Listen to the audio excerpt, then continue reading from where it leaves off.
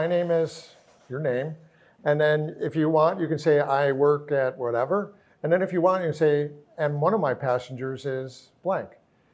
You don't have to reveal your passenger, but if you do, notice what comes up. Notice what you feel in your heart. You'll feel a little bit afraid to let other people know that you have a passenger. And that's okay. You can allow yourself to be revealed or not. But I do want you to think about one thing.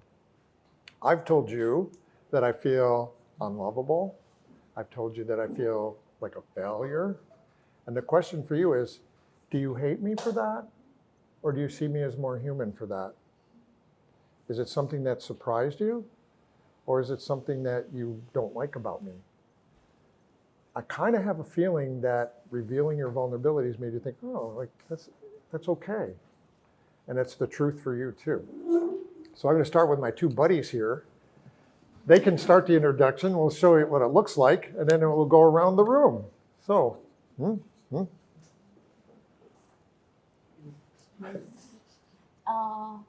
ចាប់ដើមក៏បានដែរគាត់ឲ្យពីអ្នកខ្ញុំចាប់ដើមញុំឈ្មោះឡាយជំនាញខ្ញុំហ៊ានដូចបងគេនិយាយថាខ្ញុំជាដុកទ័រឯកទេសខាងផ្នែកវិកលវិទ្យាហើយ I'm psychiatrist ហើយ Just before you start, the minute we saw that, what does that tell you? I'm a psychiatrist. I'm not good enough. Right there. She had to, okay, I'm sorry. Yeah. That was a telling you. ចឹងអាហ្នឹងអីដែលខ្ញុំ introduce ខ្លួនឯងបន្ទាប់មកខ្ញុំគិតថាខ្ញុំអត់សមជាគ្រូពេទ្យទេខ្ញុំអត់ល្អសញ្ញានិយាយទៅខ្ញុំអត់អាចខ្ញុំមិនមែនជាគ្រូពេទ្យល្អទេ I'm William O'Brien, doctor. My passenger is unlovable.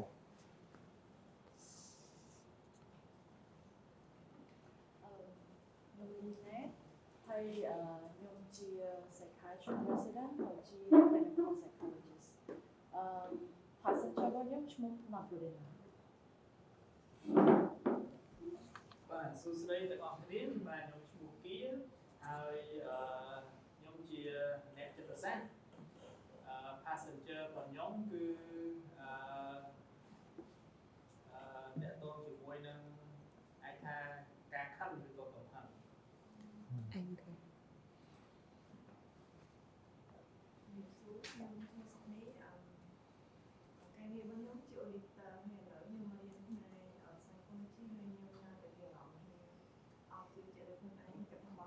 I have no confidence. I used to be an artist, now I'm a clinical psychologist.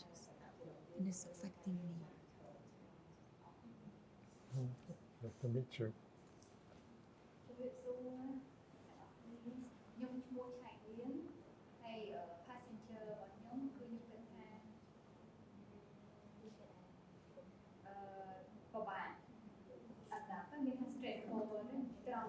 I'm too strict. I am inflexible. Cameraman want to do?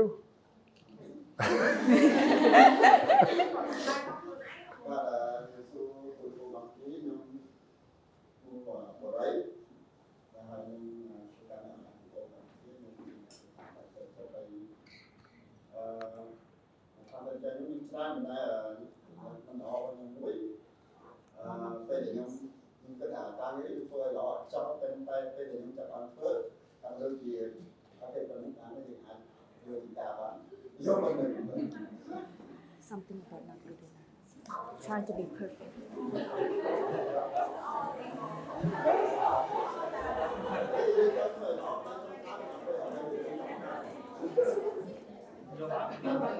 So we have everybody, right? Do we get everybody? I think we have everybody, yeah. So, wow. How did that feel for you? What do you feel right now when you heard everyone's passengers? What do you feel? It's beautiful, isn't it beautiful? A room full of people who have one life on earth. You've chosen to dedicate your life to healing others. and you carry within yourself suffering and passengers that make you wounded. You've taken your own suffering and turned it into compassion and kindness for others. Is that something to be hidden from other people? Is it a symptom? Is it like CBT? Are all your passengers dysfunctional? A problem? If everyone has one, then having passengers and negative thoughts is normal. It's not a symptom. So one of the troubles with CBT was every one of these passengers would be called a symptom of something. But if everybody has it, then it can't be a symptom. It's a humanness thing. It's called being human. We carry passengers, every one of us, and our patients carry passengers. And the beautiful thing about it is, you're going to have, some of you will have a client says, I don't feel good enough. And for some of you, you'll be, oh, I know all about that.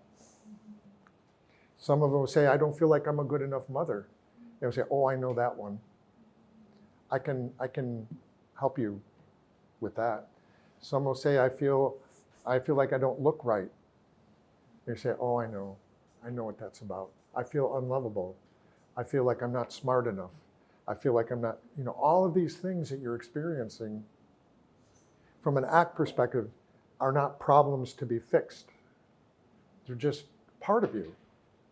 And it's wonderful to say to a client, suppose we make therapy not about fixing you. Let's make it be, you're not broken, and I'm not going to fix you.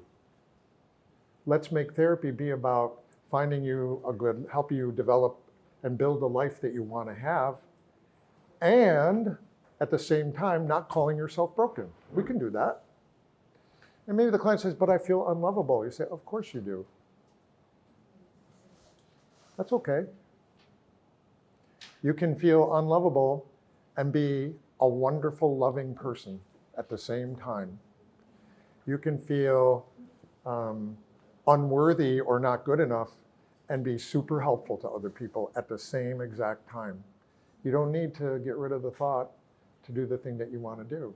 So that's really wonderful about you. I feel so warm seeing all this beautiful people who have suffered and at the same time are so loving and kind towards others. We hide from other people our vulnerabilities thinking that it'll protect us. But really what you just learned here is letting your vulnerabilities be seen creates connection. Humans form connection around suffering and struggle more than hiding. And some people think that the reason why patients feel broken is because we all walk around like, I don't have problems. We hide the problems. So the person out there is like, inside I feel not good enough, but everyone else is smiling, so I must be broken. What they're getting wrong is all the smiles they're seeing are fake. It's people hiding their struggles. So ACT is saying to folks, we all have struggles. Human beings struggle. That's okay. And what you might identify as a symptom, I'm just going to call a human experience. That's all. And we don't need to get rid of it because, you have two legs. You can't run as fast as a tiger. So learn to run on two legs. Humans have certain limitations, and one of them is that we kind of produce negative thoughts. That's just how we roll. It's built into our brain. And there's good reasons for it. I'll explain that later, but what a wonderful group of people. I don't even know what to say anymore. It's just wonderful. Yes? Also, I have a question regarding to the passenger that you mentioned. For example, is a passenger is hopeless. Hopeless, yeah. Hopeless. But this passenger is still living with us for quite a long time. And we know that a passenger like this can cause us to be like suicidal. So in this kinds of the passengers, we're supposed to accept it as like still passengers with us, or we have to change the passenger from the hopeless. Because we realize that the hopeless is one cause lead to commit suicide? Right. So here's what that's a very great question. So in ACT, we are going to take the position that I can't get the client to get rid of that thought, but we can help people have a new relationship with the thought.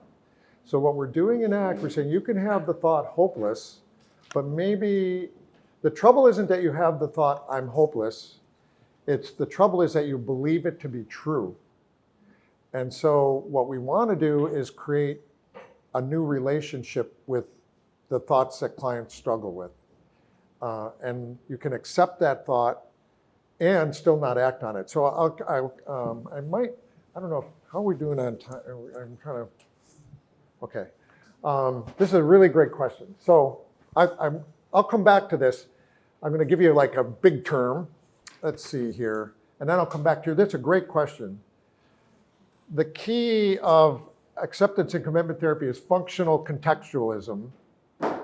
Okay, so I'm going to try to explain this. So this here is a cake. Is this a good cake or a bad cake? Yeah? How many think it's a good cake? Yeah. How many think it's a bad cake? You can't tell, right? So the thing is, if this is a cake that was entered into a fancy high chef bakery competition, it's probably not a good cake. It won't win.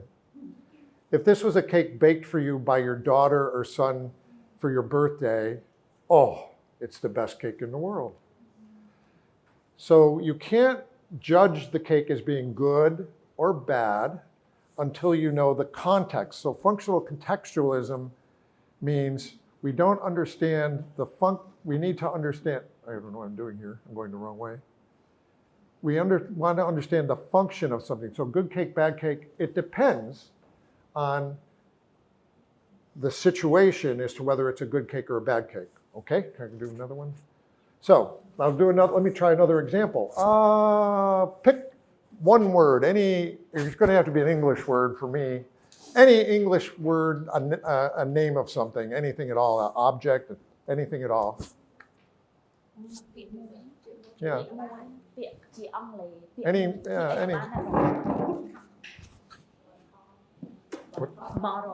Bottle. Okay, and pick any other word. Book. Bottle, book, or bottle, book. Okay, what's better, a bottle or a book? A book? It depends, but pick one. What do you think's better? A bottle? Why? I think I need water. Because you need water. Okay. So she says a bottle is better than a book because you need water and it'll help you have water. Tell everyone why you think a book is better than a bottle.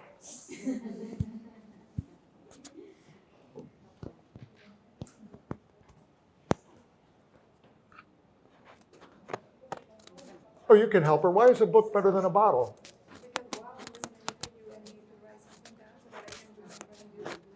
Okay, so her answer is a book is better than a bottle because you can write things down and learn from reading books too. Who's right? Is she right or is she right? Who's correct? Both right. They're both right. So the idea is a book and a bottle are just two things. And under some circumstances, some context, a bottle is better. And under some context, a book is better. I'll do one more example. Okay. Which pen is better? I think my pen is better. This one's better? Yeah. So the idea of functional contextualism is you can't judge anything to be good or bad, right or wrong. It all depends. It all depends. So when we're doing ACT, I think, let me go down. So coming to your idea is like, so we have a thought. We have many thoughts. And thoughts, I'll give you another example. Suicide thought and winning a lottery. From a functional contextual perspective, they're the same thing. They're the same thing. Maybe I don't know if you want to translate ចឹង this. គាត់លើកឧទាហរណ៍មុនហ្នឹងបងលោកពូគាត់និយាយពាក់ព័ន្ធថាបើអ្នកជំងឺគាត់មានអារម្មណ៍ថា hopeless យើងគួរបំបត្តិវាអត់ដល់ពេលគាត់ចាប់ផ្ដើមនិយាយពាក់ព័ន្ធជាមួយ functional contextualism ចឹងយើងលើកឧទាហរណ៍ពាក្យពីរមិញហ្នឹងថាដកទឹកជាមួយសភៅតាមួយណាល្អជាងហើយយើងដឹងហើយថាបើយើងនិយាយពាក់ព័ន្ធជាមួយប្រយោគវាដែលយើងមាន context មុនហ្នឹងមានអត្ថន័យមុនហ្នឹងប្រកាសជាវាដូចតែគ្នាទេហើយគាត់លើកពីបិចលើកពីអីហ្នឹងមានន័យថាគាត់ចង់និយាយថាពាក្យគឺជាពាក្យរបស់មួយគឺរបស់មួយវាអត់មានអាណាអាក្រក់អាណាល្អទេហើយគាត់បានលើកឧទាហរណ៍ពីរគឺកំណត់ចង់ធ្វើអតិខិតជាមួយឈ្នះឆ្នោតហើយចំពោះនៅក្នុងអ្នកដែលគាត់ប្រើ functional contextualism ហ្នឹងពីរហ្នឹងស្មើភាពគ្នា So, how are they the same? You have lotteries in Cambodia, do you have lottery? Yeah. So in America, they have a big sign that will say like, oh, you can win like $1 million. And maybe you're driving along, you're like, ooh, it would be nice to have $1 million. And you begin to have an imagination that like, oh, I'd pay all my debts off, I'd have a nice house, I would go on vacation. You begin to have a little daydream about what it would be like to win $1 million. And in that moment, you kind of feel good. You feel good. You kind of have an escape from your current life into your imagination of what it might be like to be a millionaire. So the function of the lottery is to create an image of your life free from suffering. When you're depressed, your life is shit. You're losing your job. Maybe you don't have money. Life isn't good. And your mind says, you could kill yourself. And in that moment, you imagine yourself free from suffering. It's just like a lottery thought. A lottery thought is, oh, I imagine myself free from stress and suffering and hardship. Suicide thought is, I imagine myself free from suffering by being dead and in another life. The function of both of those thoughts are the same, to escape from misery, to escape from hardship. They both have the same function.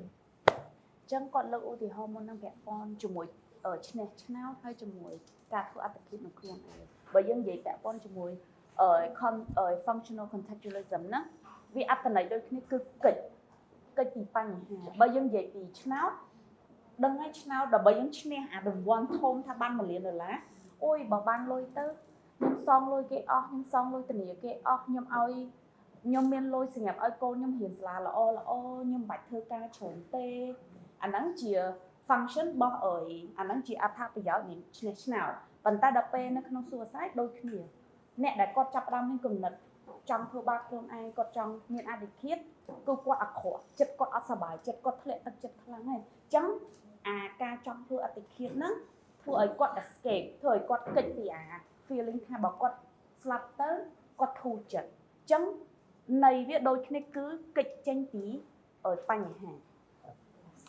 So, when you're depressed, you will have thoughts of suicide. That's going to happen. And when you're poor, you'll buy lottery tickets. That's going to happen. So back to your observation. So you have the thought that it's hopeless. From an ACT perspective, the context is, if you believe that it's true, that it's hopeless, that is what you're going to try to help the client get away from. So you can say, you can have the thought that it's hopeless, but you don't have to believe the thought. So it's not like you're trying to get rid of the thought, you're trying to change the thought. You say, it's just a thought, nothing more. So notice when you have that thought, and you could even say you're having that thought because you feel your life is really miserable and you want to escape. That's okay, but I don't want you to act on that thought. I don't want you to take action, but you can have the thought. So what we're trying to do is teach the client to have a new relationship with the thought. So, okay, I'll stop. What? Oh. Okay.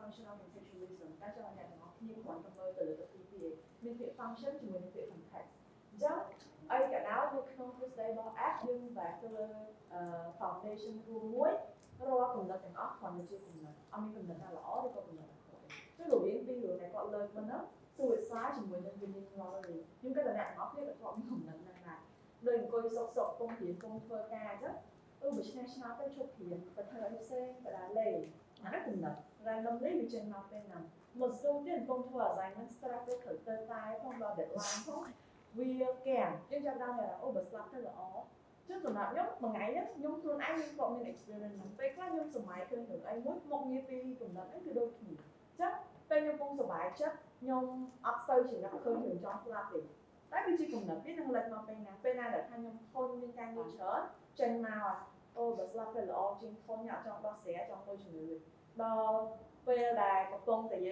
thôi em muốn cái chuyện năng lên trên the lottery thì đã national phải trên nặng hiện tại biết cùng là bên nào được thì chứ nơi không app viện năng hiểm fancy mơ cái miên functional contextualism các miên này tha cùng là em có cứ bestseller context chứ dương mơ thì trong môi tiết cứ dương trong ao nè chỉ người dương đó miên cùng nè thì nó mây chỉ người cùng là mình hai cùng là nâng passenger bao quát nè rung làm này chỉ vật bao quát nâng lo ngắt thiệt nhưng mà ở tê nhưng ở sản không nè chỉ vật nhưng ở này miên cùng nè thì nó mới ok biết hẹn nhóm ở cũng cùng là nước miếng các cô viên là miếng passenger mà chỉ được màu xanh tức national tức là chỉ nặng chứ nơi không app foundation nhân lúc như cho hỏi có anh đã chừng được phải nhớ nó mơ khơi ha cùng là mình óc còn là chỉ cùng là ông em nhà gọi được rõ cái không fail và muốn nhất chúng ta thì anh như là gìซึ่งเหมือนซึ่งยังจ่ายsao à cùng là national law จริง cùng là suicide court ยังจะตามไปอย่างไรเลย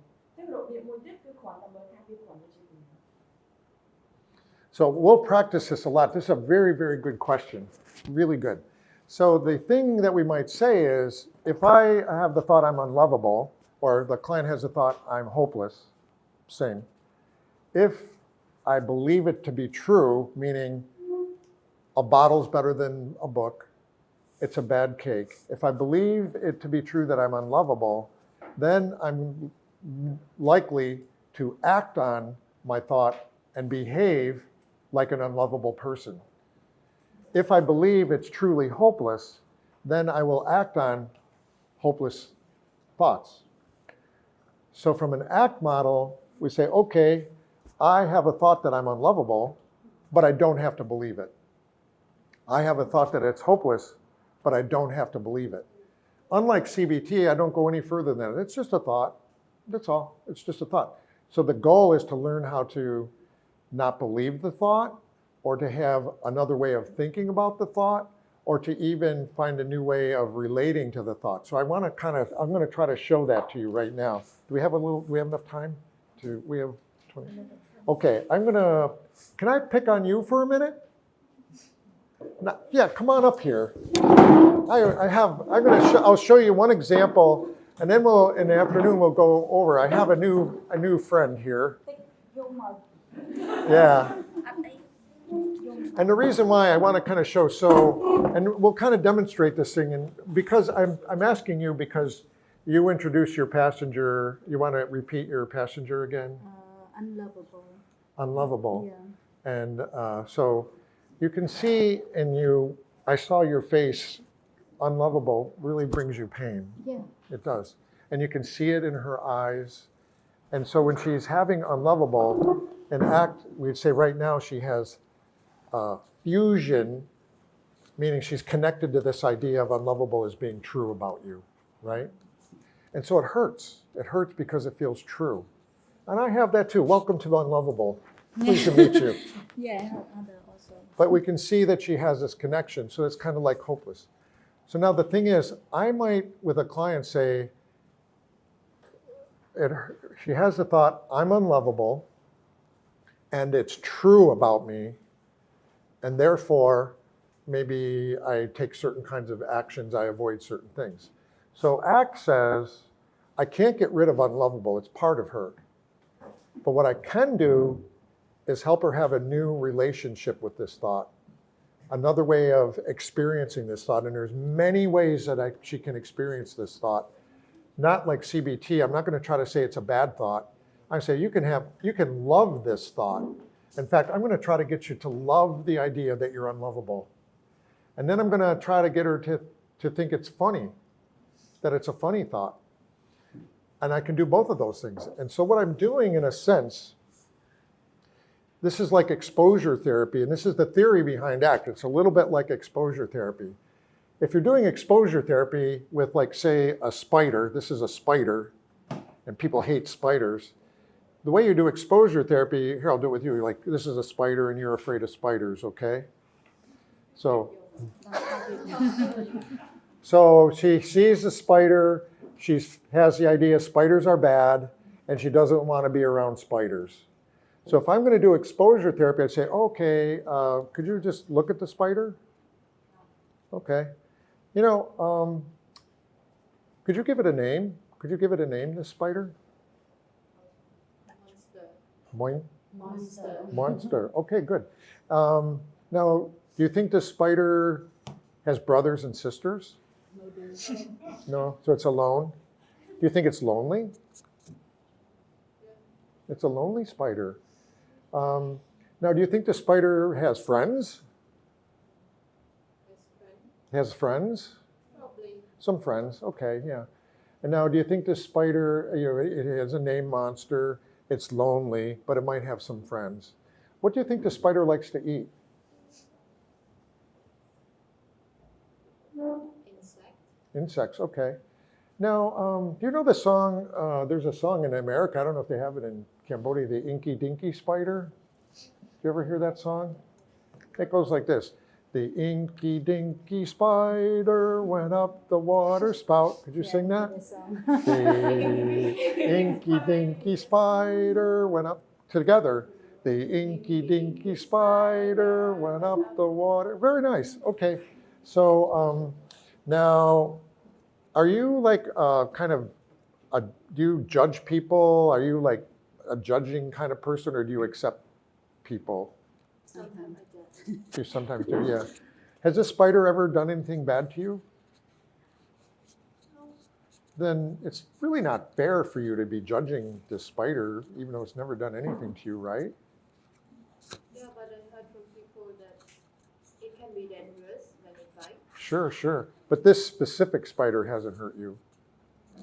So you're kind of being mean to it. Okay, so that's what exposure therapy looks like. What I'm doing is she comes into therapy, says, see spider, spider bad, avoid.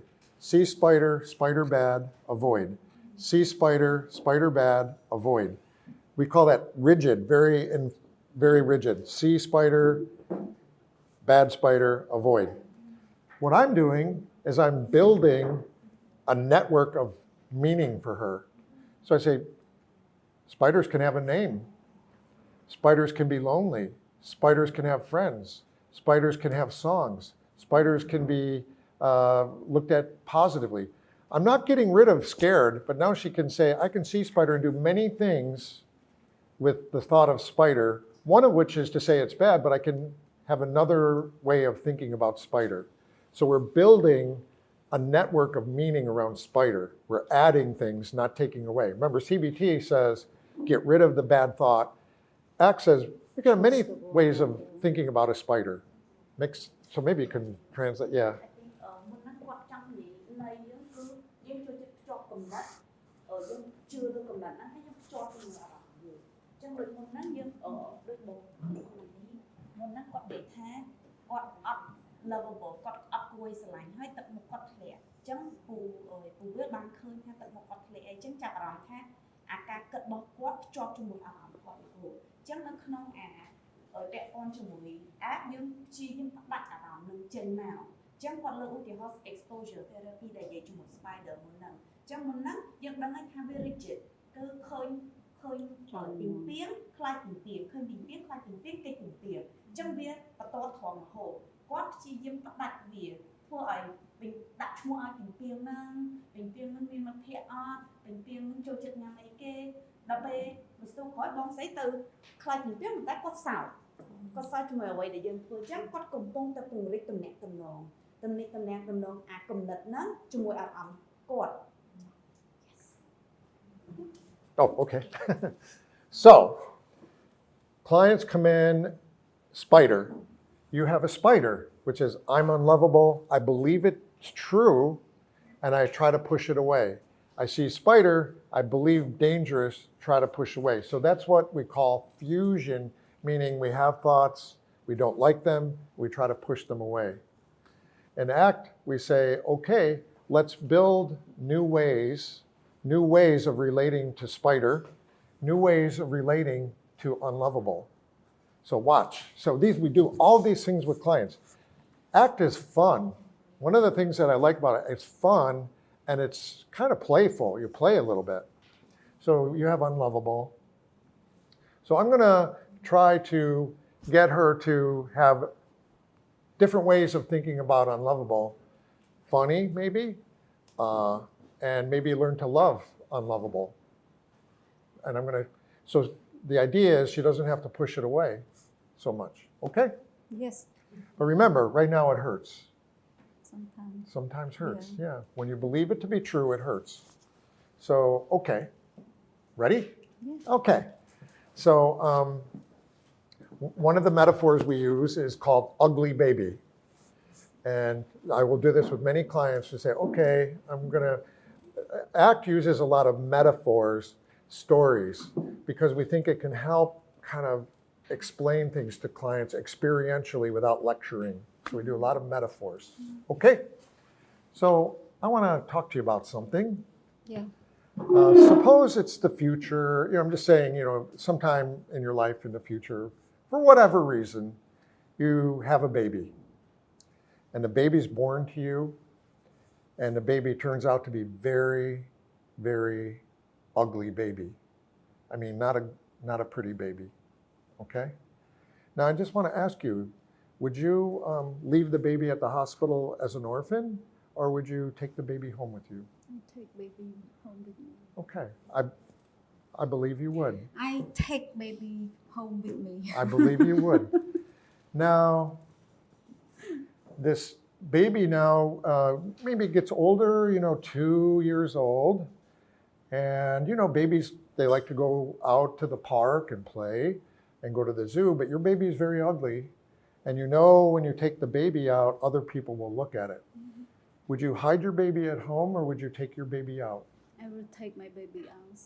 I believe you would. I believe you would. Now we'll make it a girl. Your daughter is in elementary school and she comes home and say, Mommy, all the kids say I'm ugly. Am I ugly, Mommy? No, you are so beautiful, girl. Mm-hmm. I believe you would. Now your baby's in high school. And you know how hard it is in high school. And she says, Mommy, the girls never invite me over to sleep over at their house. And the boys say I'm ugly and I'll never have a boyfriend. Sorry.